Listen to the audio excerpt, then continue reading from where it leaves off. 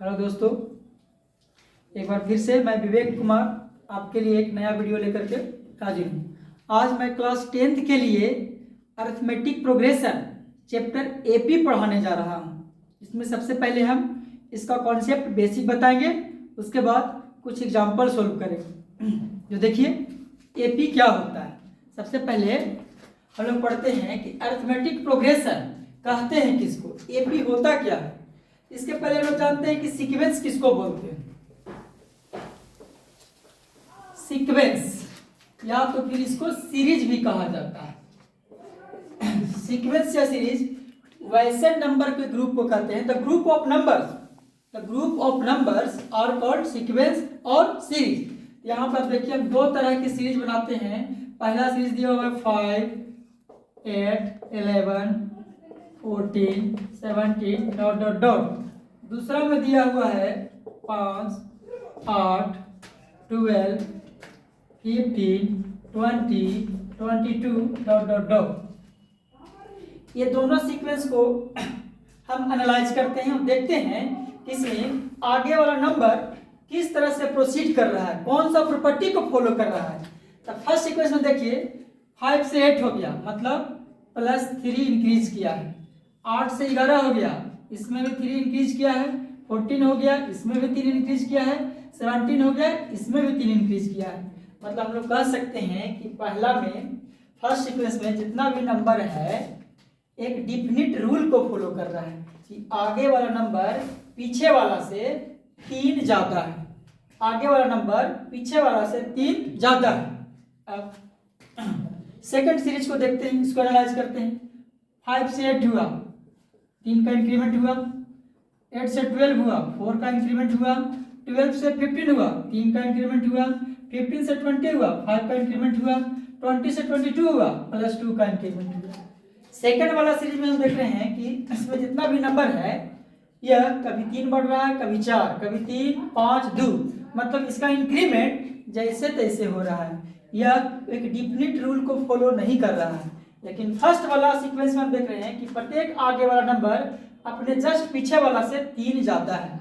इसमें सारे नंबर एक डिफिनिट रूल को फॉलो कर रहा है, इसलिए इस सीरीज को हम लोग क्या बोलेंगे, एपी में बोलेंगे, अरिथमेटिक प्रोग्रेशन बोलेंगे। अरिथमेटिक प्रोग्रेशन क्या होता है, वैसा सीरीज, वैसा नंबर ऑफ ग्रुप्स जिसमें सारे नंबर एक डिफिनिट रूल को फॉलो करे, वह सीरीज को क्या कहते हैं, एपी में कहते हैं। और जिस डिफिनिट रूल को फॉलो करता है वह डिफिनिट रूल क्या कहलाता है, उस सीरीज का कॉमन डिफरेंस कहलाता है। जैसे देखिए हम बात करते हैं सीक्वेंस नंबर 1 का। इसमें सारे नंबर पहले वाला से 3 ज्यादा है, तो हम बोल सकते हैं इसका एक डिफिनिट प्रॉपर्टी है कि आगे वाला पीछे वाला से 3 ज्यादा है। तो जो 3 हुआ इस सीक्वेंस का क्या हुआ, कॉमन डिफरेंस कहलाता है, जिसको डी से डिनोट करते हैं, कॉमन डिफरेंस। इस सीक्वेंस का कॉमन डिफरेंस कितना आया, 3 आया।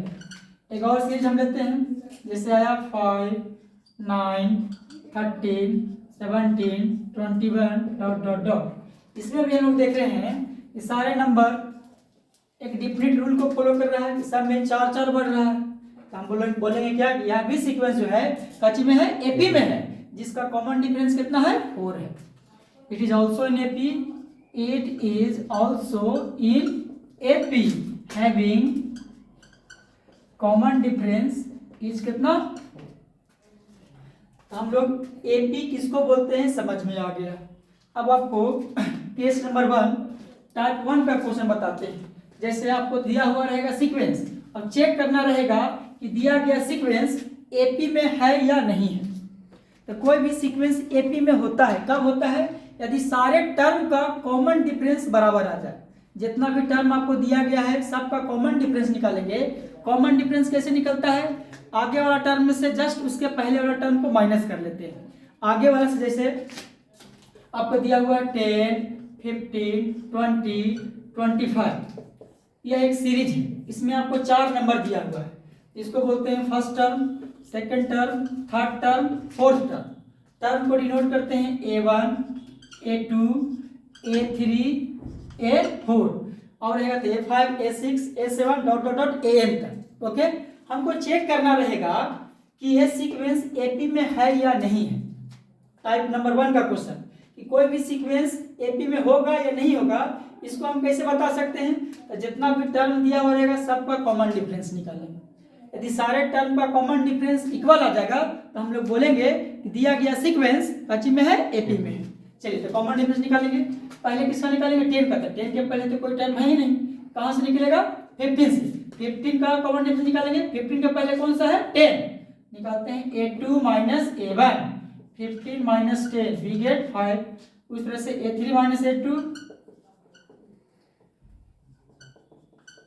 5, a4 माइनस a3 5। तो हम लोगों ने देखा क्या कि इस सीक्वेंस में जितना भी नंबर था सारे नंबर का कॉमन डिफरेंस सेम आ गया। वो कितना आया? 5।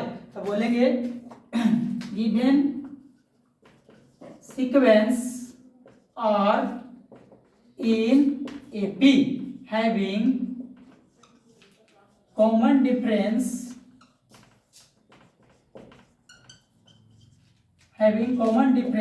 is 5। ठीक है, समझ में आया? पहला टाइप का ये रहता है क्वेश्चन कि एक सीक्वेंस दिया हुआ रहता है और उसको चेक करके बताना रहता है कि दिया गया सीक्वेंस एपी में है या नहीं है। एक और एग्जांपल लेते हैं।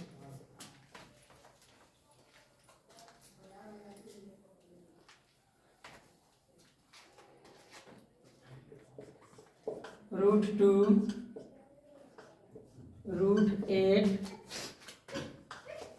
√18 √32 चार टर्म दिया हुआ है। हमको बताना है कि ये सीक्वेंस एपी में है या नहीं है। तभी बताएं आपको हम कैसे चेक करेंगे कि सीक्वेंस एपी में है या नहीं है। तो कॉमन डिफरेंस निकाल करके जितना भी टर्म है, मतलब कि ये दोनों का डिफरेंस निकालेंगे, उसके बाद ये दोनों का डिफरेंस निकालेंगे, उसके बाद ये दोनों का डिफरेंस निकालेंगे। यदि सारे टर्म का कॉमन डिफरेंस इक्वल आ जाएगा तो बोलेंगे कि वह एपी में है, अन्यथा नहीं है। चलिए निकालते हैं। सबसे पहले a2 माइनस a1 निकालते हैं। a2 कितना है? √8। a1 कितना है? √2। तो √8 में से √2 तो सब्ट्रैक्ट नहीं होगा क्योंकि दोनों क्या है?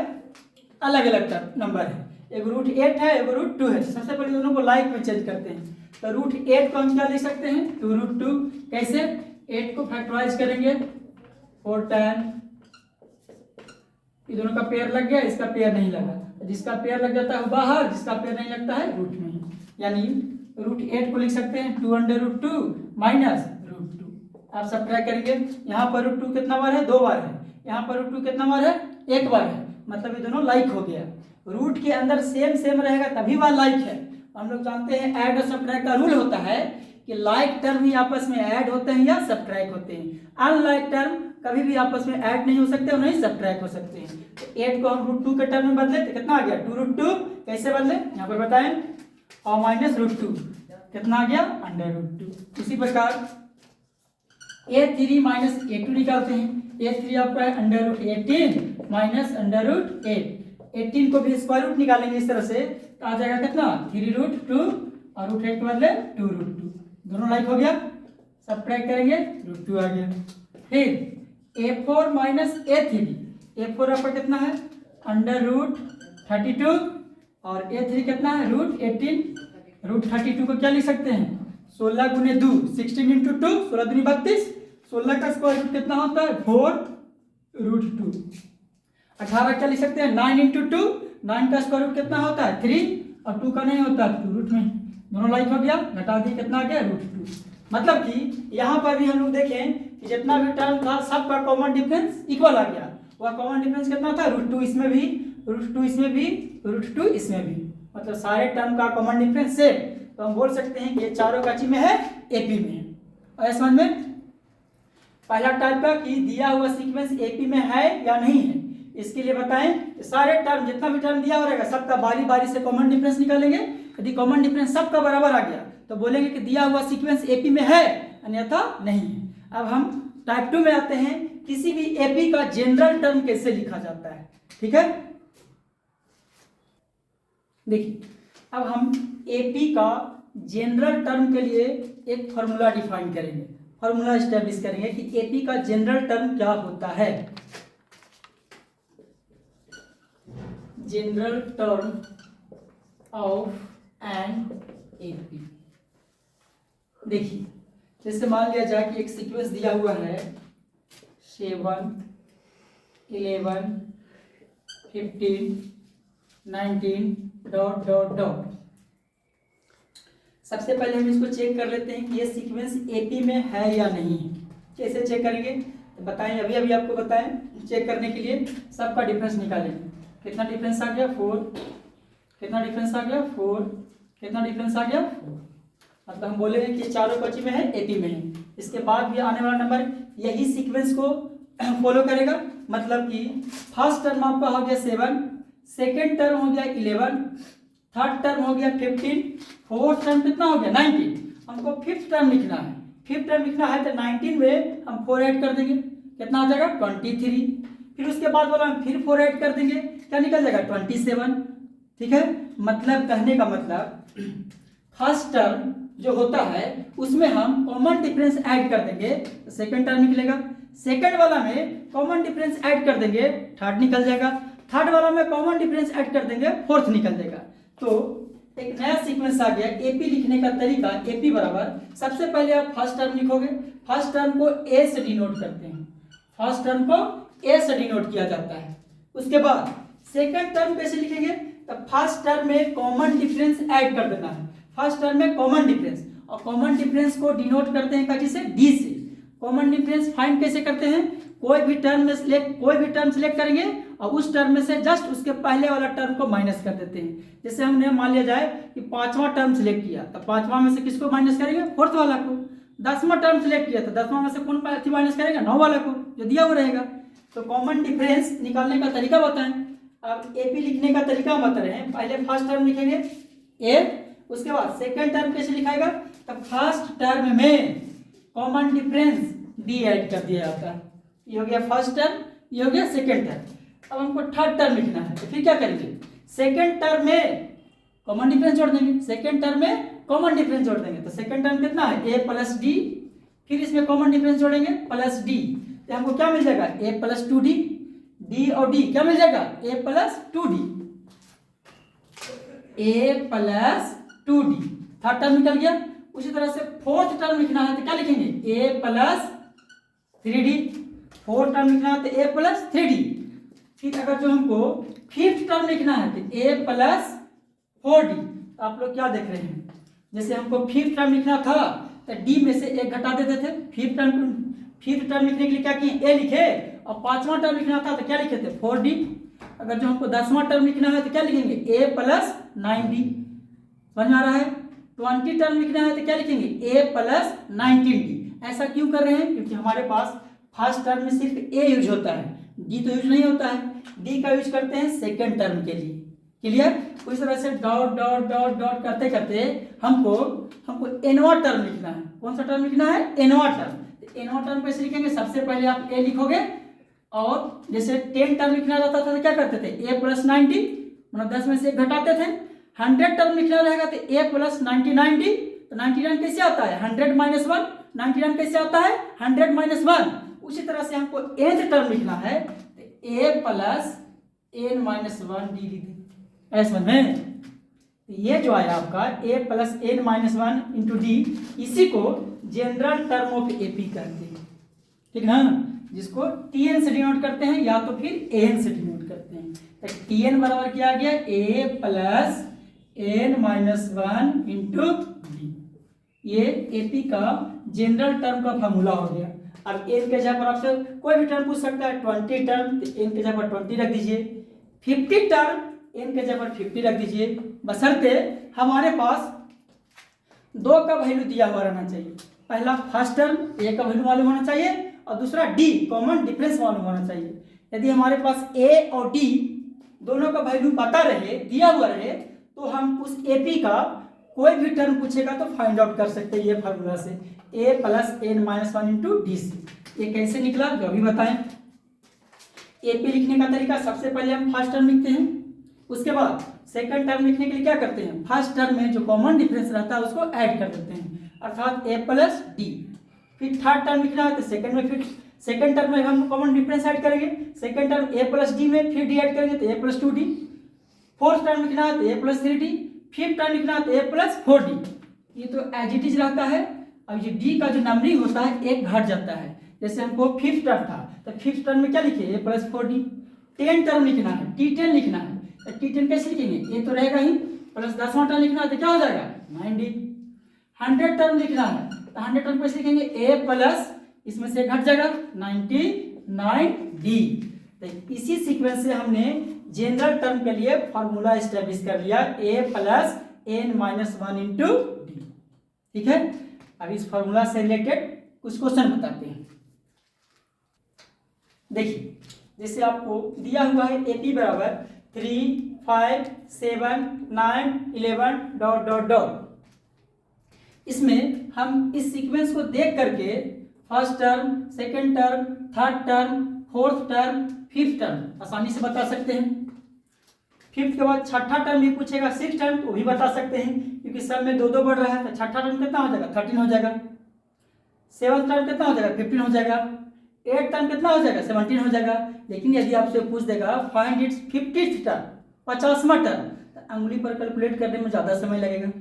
इसीलिए हम जनरल टर्म का जो फॉर्मूला ही बताए हैं उस फॉर्मूला का यूज करके कोई भी टर्म आसानी से कम समय में फाइंड आउट कर सकते हैं। जैसे आपसे पूछ देगा फाइंड करना है 20th टर्म, फाइंड करना है 50th टर्म, कैसे फाइंड करेंगे, तो हम आपको बताएं कि Tn बराबर a प्लस, ये जो फॉर्मूला बताया गया आपको Tn का, a plus n minus 1 into D. ये फॉर्मूला तभी यूज करेंगे जब हमारे पास a मतलब क्या होता है फर्स्ट टर्म, और d मतलब क्या होता है कॉमन डिफरेंस। यदि ये दोनों का वैल्यू पता रहेगा तभी हम इस फॉर्मूला से 20th, 50th, 100 जो ही पूछेगा फाइंड आउट कर सकते हैं। तो a और d कैसे पता लगाएंगे, जो आपको AP दिया गया है उससे a निकाल लेंगे और d निकाल लेंगे। चलिए देखिए सॉल्यूशन क्या होगा इसका। AP में हमको दिया गया 3, 5, 7, 9, 11, इसका फर्स्ट टर्म कितना है 3, a बराबर कितना हो गया 3। कॉमन डिफरेंस निकालने के लिए क्या बताएं कि कोई भी टर्म सेलेक्ट करेंगे उसमें से उसके जस्ट पहले वाला टर्म को माइनस कर लेंगे। जैसे 5 है तो 5 के पहले क्या आता है 3, 5 में से 3 गया कितना 2। कोई भी टर्म 11 के पहले क्या आता है 9, 11 में से 9 गया कितना बचा 2, अर्थात कॉमन डिफरेंस इसका कितना हो गया 2 हो गया। अब फाइंड करना है 20th टर्म T20 ये फॉर्मूला पर सेट करेंगे तो क्या आ जाएगा a प्लस, हम बताएं कि d का पोजीशन कैसे करते हैं, जो जिस टर्म का वैल्यू पूछता है उसमें से एक घटा देते हैं। 20 पूछ रहा है तो 20 में से एक माइनस कर देंगे, कितना आ गया 19, यानी a प्लस कितना d 19d। n के जगह पर हम 20 रखेंगे तो 20 में से एक जगह कितना बचेगा 19, तो 19 इंटू डी 19d। अब a और d का वैल्यू रख देते हैं, a का वैल्यू 3 प्लस 19 इंटू डी बराबर कितना 2, 3 प्लस 38 यानी कितना आ गया 41। हमको 20 टर्म कितना हो गया 41। सिमिलरली 50 टर्म पूछ रहा है T50 टर्म क्या आ जाएगा a plus 50 minus 1 49d। a का वैल्यू 3 प्लस 49 इंटू डी का वैल्यू कितना है 2, 3 प्लस 49 इंटू 2 98 100। आसानी से निकाल दी। ये आसानी से कब निकल पाया जब हमारे पास a और d दोनों दिया हुआ था तब। अब अगला टाइप का क्वेश्चन में ना हमारे पास a रहेगा ना हमारे पास d रहेगा। आपको दो टर्म का वैल्यू दे देगा कि 20th टर्म इतना है, 15th टर्म इतना है, तो बताइए उसका 100 टर्म कितना होगा, बताइए उसका 16 टर्म क्या होगा। इसके लिए क्या उपाय है, कैसे सोल्व करते हैं जो बताते हैं। देखिए क्वेश्चन दिया हुआ है किसी AP का 7th टर्म जो है वो कितना है -4 और उसी AP का 13th टर्म जो है -16 है।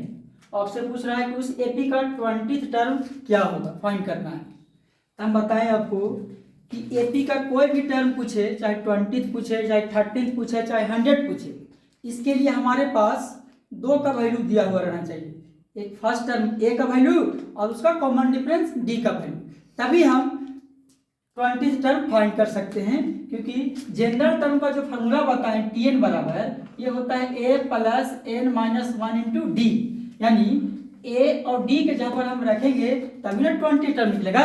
20 टर्म मतलब a plus A plus 19d, 20 term हमको पूछ रहा है, अर्थात ए प्लस 19d का वैल्यू पूछ रहा है। इसके लिए हमारे पास ए होना चाहिए और क्या होना चाहिए, डी होना चाहिए। लेकिन क्वेश्चन में ना तो ए दिया हुआ है डायरेक्टली और ना डी दिया हुआ है। दिया हुआ है क्या, इसका 7th टर्म दिया हुआ है, उसका 13th टर्म दिया हुआ है। तो जो भी क्वेश्चन में दिया हुआ रहेगा उसी का यूज करके हम ए निकाल लेंगे और डी निकाल लेंगे। कैसे निकालेंगे, देखिए सॉल्यूशन देखिए।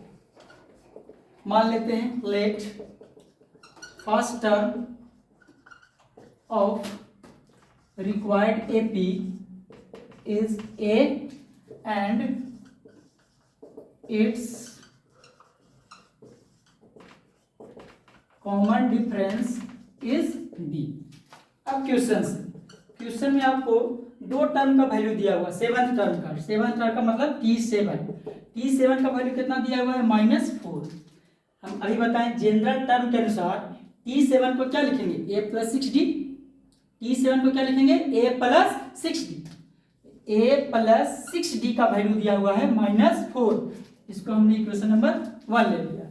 फिर 13th टर्म का वैल्यू -16 दिया हुआ है, T13 बराबर -16।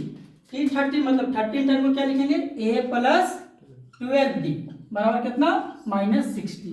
इक्वेशन नंबर 2, इक्वेशन 1 और इक्वेशन 2 को सोल्व करते हैं सब्स्टिट्यूशन मेथड से या कोई भी मेथड से। तो आप लोग लीनियर इक्वेशन इन 2 वेरिएबल में पढ़े होंगे। Linear equation in 2 variable solve करने का तरीका क्रॉस मल्टीप्लिकेशन, एलिमिनेशन, सब्स्टिट्यूशन। तो जो मेथड आसान लगे, जैसे तुमको सुविधा पड़े, उससे ए और डी का वैल्यू निकाल लेते हैं। निकालते हैं value, a plus 6d is equal to -4। Second equation है a प्लस 12d बराबर -16। a ऊपर में और a नीचे में दोनों सेम है, सब्ट्रैक्ट कर देते हैं। सब्ट्रैक्ट करने पर नीचे वाला का साइन चेंज, मतलब 2 को सब्ट्रैक्ट कर रहे हैं 1 में से, a कैंसिल हो गया। 6d में से -12 दी जाएगा, कितना बचेगा, -6d, -4 प्लस 16 कितना आ गया, 12। तो d बराबर कितना हो जाएगा, -2। d का वैल्यू -2 आ गया। अब d का वैल्यू इक्वेशन 1 में रख दीजिए या इक्वेशन 2 में रख दीजिए। पुट d बराबर -2 इन इक्वेशन 1। इक्वेशन 1 में जब d का वैल्यू रखते हैं तो कितना आ जाएगा, a प्लस 6 इंटू डी यानी 6 इंटू -2 बराबर -4। ये हो जाएगा a प्लस 6 में -2 से इंटू करेंगे -12 बराबर कितना, -4। तो a का वैल्यू कितना आ जाएगा, -12 को उधर भेजेंगे तो -4 प्लस 12 यानी a is equal to -4 plus 12। a बराबर कितना आ गया, 8 आ गया। जिस चीज का रिक्वायरमेंट था हम लोगों को उसका वैल्यू हम लोग निकाल दिए। d का वैल्यू आया -2 और a का वैल्यू कितना आया, 8 आया। अब आपसे क्या पूछा जा रहा है, 20th टर्म। हम फिर से बोल रहे हैं कि एपी का कोई भी टर्म पूछे, 20, 100, 50, 70 कोई भी टर्म, इसके लिए हमारे पास ए का वैल्यू और डी का वैल्यू मालूम होना चाहिए, तभी हम 20 टर्म या 100 टर्म फाइंड आउट कर सकते हैं। अब निकाल देंगे क्योंकि हमारे पास ए निकल गया 8 और डी का वैल्यू कितना ला दिए, -2। तो 20 टर्म पूछ रहा है T20। तो T20 को जनरल फॉर्म में कैसे लिखेंगे, ए तो रहेगा ही और इसमें से घट जाता है डी का पोजिशन में यानी 19d। ए के बदले कितना रखेंगे, 8 प्लस 19 इंटू डी का वैल्यू -2 यानी 8 प्लस -38। आंसर कितना आ गया, -30 यानी 20 टर्म कितना हो गया, -30। उम्मीद है समझ में आया होगा। चलिए अब नेक्स्ट वीडियो में आपको जो बताएं रूल जनरल टर्म एपी को पहचानने का तरीका कि दिया हुआ सीक्वेंस एपी में है या नहीं है। जनरल टर्म Tn बराबर a plus n -1 into D, अर्थात फर्स्ट लेसन का मिनिमल क्वेश्चन हम सोल्व करेंगे नेक्स्ट वीडियो।